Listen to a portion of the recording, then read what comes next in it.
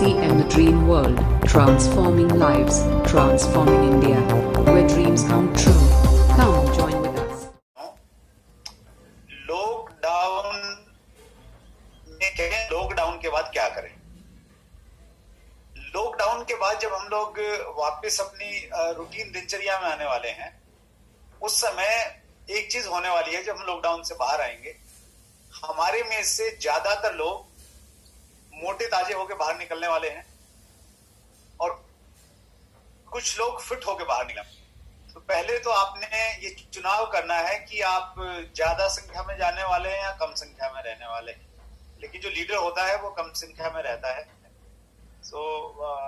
मैंने तो डिसाइड किया है कि मैं बिल्कुल फिटेस्ट होके, मैं अपनी जिंदगी में जितना फिट कभी नहीं था उससे ज्यादा फिट होके मैं लॉकडाउन से बाहर आने वाला हूँ। तो आप भी एक ऐसा निर्णय ले सकते हैं। सबसे पहले तो हम लोग इसी चीज पे बातचीत करेंगे कि हम लोगों को, देखिए कोरोना जो है ना, कोरोना अपने आप में एक संदेश दे रहा है और कोरोना ये कह रहा है कि हेल्थ जो है वो हमारी प्रायोरिटी होनी चाहिए। हमारे लिए सबसे बड़ी जो प्राथमिकता है वो हमारी हेल्थ होनी चाहिए। मैं स्क्रीन शेयर कर रहा हूं आपके सामने।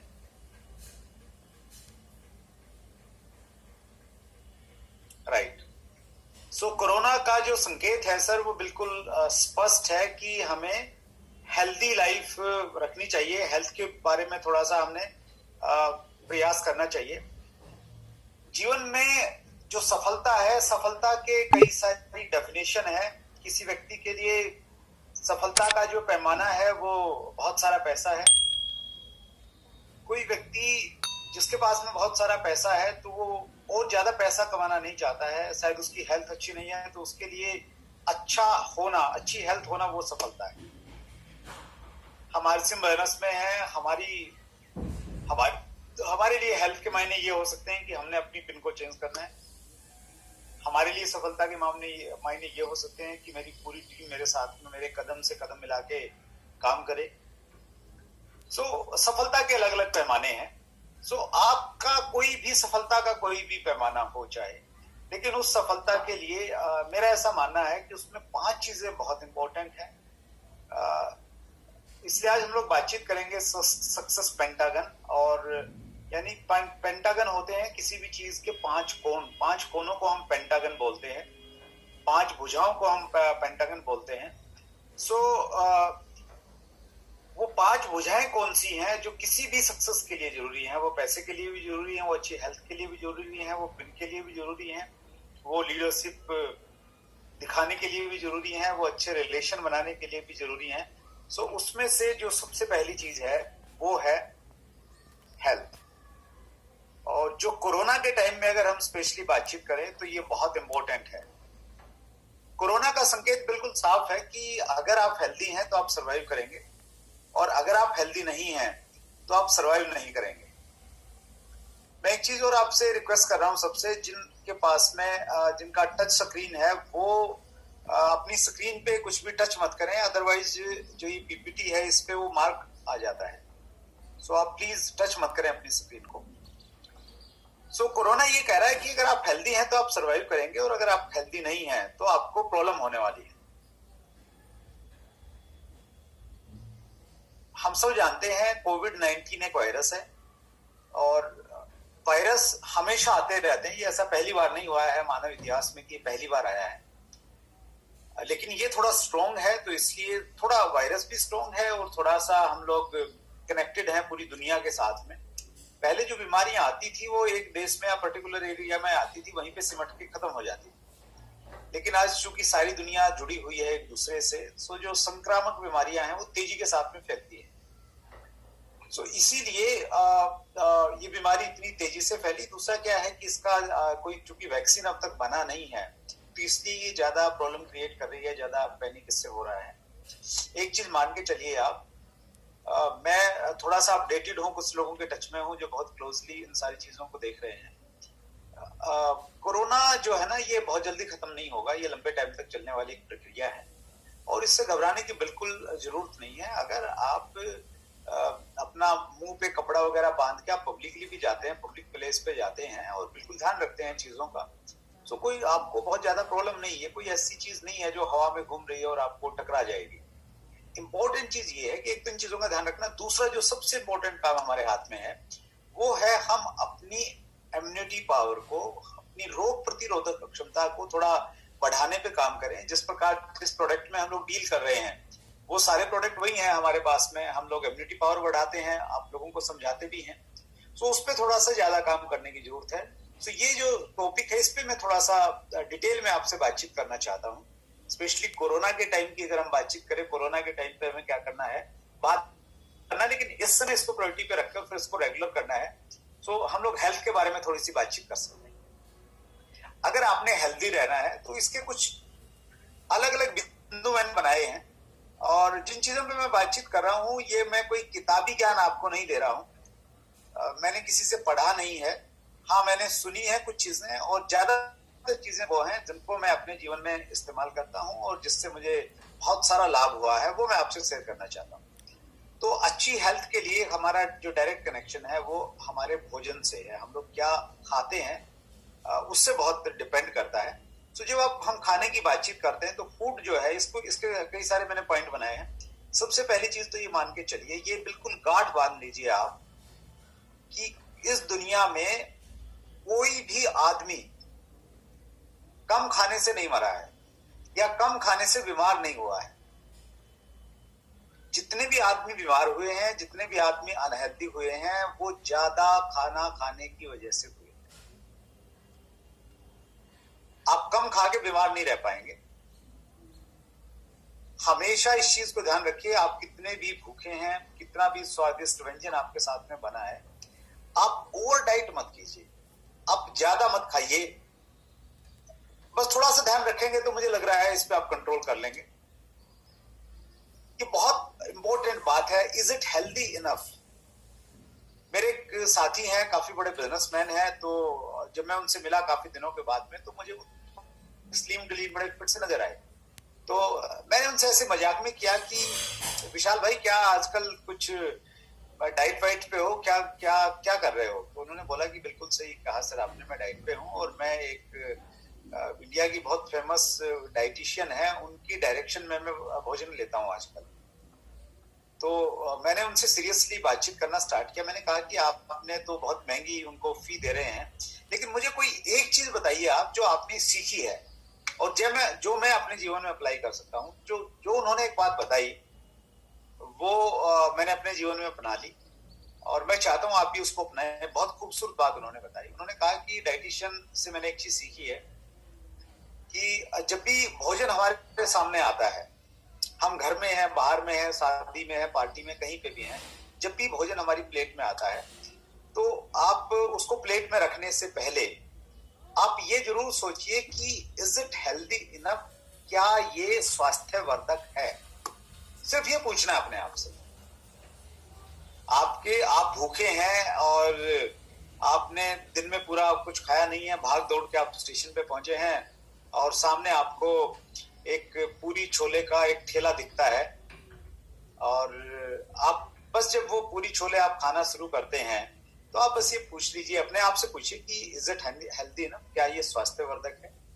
थोड़ा सा ये सोच लीजिए कि ये किस तेल में बनाया गया होगा। थोड़ा ये सोच लीजिए कि यहाँ पे बहुत सारे लोग आ जा रहे हैं, धूल मिट्टी भी उड़ रही है।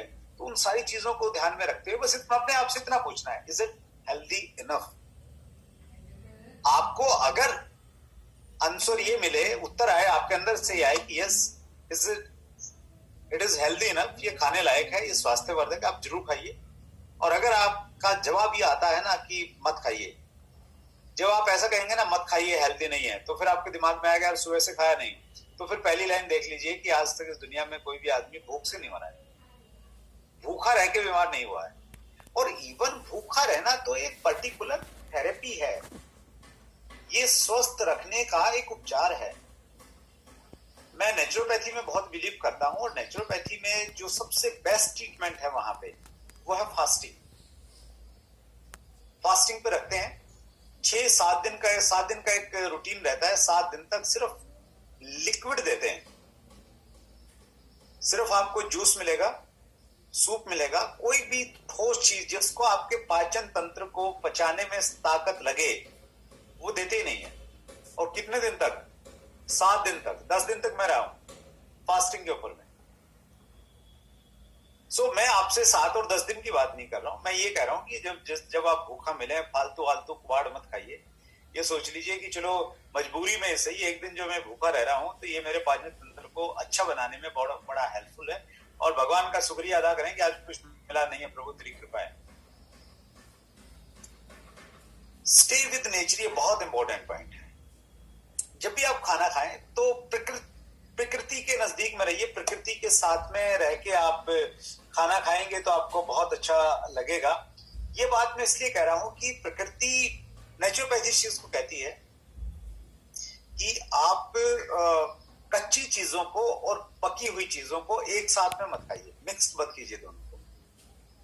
जैसे हम लोग खाना में अक्सर हम लोग सलाद खाते हैं और खाना खाते हैं, तो जनरली हमारी आदत होती है कि हमने खाना खाया, बीच में एक प्याज उठा लिया, फिर एक टमाटर खाया, एक ककड़ी उठा ली। नेचुरोपैथी ये कहती है कि जो आपका कच्चा हुआ भोजन है और जो पका हुआ भोजन है, उन दोनों भोजन की तासीर अलग है, उनको पचने का तरीका अलग है। तो नेचुरोपैथी ये कहती है कि अगर आप सलाद खा रहे हैं तो आप सलाद खाइए, कंप्लीट कीजिए उसको, हो सके तो गैप दीजिए 5-7-10 मिनट का। और आप गैप देने की स्थिति में नहीं है, आप रेस्टोरेंट पे खाना खा रहे हैं तो आपके पास में अपना टाइम नहीं है, तो पहले सलाद को फिनिश कीजिए, उसके बाद में एक बार सलाद फिनिश हुआ फिर आप खाना स्टार्ट, मतलब पका हुआ भोजन खा रहे हैं जिसको आंच पे पकाया गया है, तो फिर उस समय कोई भी कच्ची चीज आप मत खाइए। तो ये छोटी बात है लेकिन बहुत गहरी बात है, सीधी आपके पाचन तंत्र से जुड़ी हुई बात है। न्यूट्रिशन वैल्यू ये बहुत इंपॉर्टेंट है। जब भी आप खाना खाएं तो प्रोडक्ट न्यूट्रिशन वैल्यू की थोड़ी सी जानकारी हमें होनी चाहिए, और चूंकि हम लोग तो वेलनेस प्रोडक्ट्स में है, न्यूट्रीचार्ज और दूसरे प्रोडक्ट हमारे पास में है, तो थोड़ा सा आपको ये मालूम रहना चाहिए कि आप दाल खा रहे हैं तो इसमें क्या है, अगर आप टमाटर खा रहे हैं तो इसमें क्या है, तो ये आपको वैसे भी हेल्पफुल करने वाला है। और थोड़ा सा अगर आप ध्यान रखेंगे तो अच्छी डाइट, आप हेल्दी डाइट ले पाएंगे। इस चीज पे मैं बहुत विश्वास करता हूँ और मैं 100% इसका पालन कर रहा हूँ, और मैं इसका असर मैं देख पा रहा हूँ अपने शरीर पे। 3 से 4 लीटर जो पानी है हमें प्रतिदिन पीना चाहिए। आपको मैं पहले नहीं पीता था और मुझे लगता था कि नहीं यार ये इतना कैसे पिया जाएगा, लेकिन धीरे धीरे अब मेरी आदत ऐसी पड़ गई है, मैं नहीं पीता हूं तो काम नहीं चलता है। तो आप भी कॉन्शियसली आप टारगेट बनाइए, आप फ्री है ना घर में, तो आप 1 लीटर की पानी की बोतल रखिए और आपने टारगेट रखे कि भाई आज मैंने शाम तक के 4 लीटर खत्म करना है। हैबिट डलेगी तो इसका बहुत सारा बेनिफिट आपको मिलने वाला है। Stay away from 3 white poisons. 3 सफेद जहर माने जाते हैं, साल्ट, शुगर और मैदा। आप शायद छोड़ नहीं सकते, मैं भी नहीं छोड़ सकता, लेकिन मिनिमाइज कीजिए, कम से कम खाइए, कम से कम, जितना कम आप कर सकते हैं।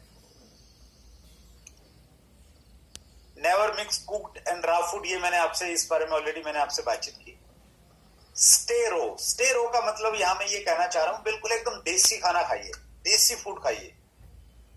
देसी फूड का मतलब ये है कि जैसे कई गांव में हम लोग रहते थे ना, तो गांव में सब्जियां नहीं बनती थी उतनी ज्यादा, तो हम लोग क्या करते थे, हम लोग थोड़ा सा कोई मक्खन है, मलाई वलाई है, वो रोटी पे लगाई और हल्का सा नमक डाला, उसके साथ में खा गई, बहुत अच्छा लगता था बहुत बार। और आजकल मैं जो चना और गुड़, देसी गुड़ मंगाया हुआ है, तो वो खाता हूं तो इतना आनंद आता है उसमें, मतलब बिल्कुल एकदम। तो जो देसी चीजें हैं ना जिनको आप मिस करते हैं, मेरी जो फेवरेट डिश है, स्वीट डिश, वो है चूरमा, देसी घी का चूरमा। तो नानी जी के हाथ का मैं खाता था, और वहां से, और मतलब ये मेरा इतना फेवरेट है, मैं सिस्टर के यहाँ पे जाता हूँ तो बाय डिफॉल्ट मेरे लिए चूरमा बनना ही बनना है, मतलब कोई सेकंड थॉट है ही नहीं। तो वो देसी चीज है, हर रोज मत खाइए, लेकिन जब भी खाइए तो वो खाइए, वो बहुत अच्छी चीज है। सो ये कुछ फूड से रिलेटेड चीजें हैं, कोई बहुत बड़ा ज्ञान नहीं है, बहुत बड़ी चीजें नहीं है, ऐसी एक भी चीज नहीं है जिसको आप फॉलो नहीं कर सकते। और यही छोटी छोटी चीजें एक व्यक्ति को स्वस्थ और अस्वस्थ बनाने में बड़ा योगदान प्ले करती है। दूसरी चीज, RCM The Dream World, transforming lives, transforming India.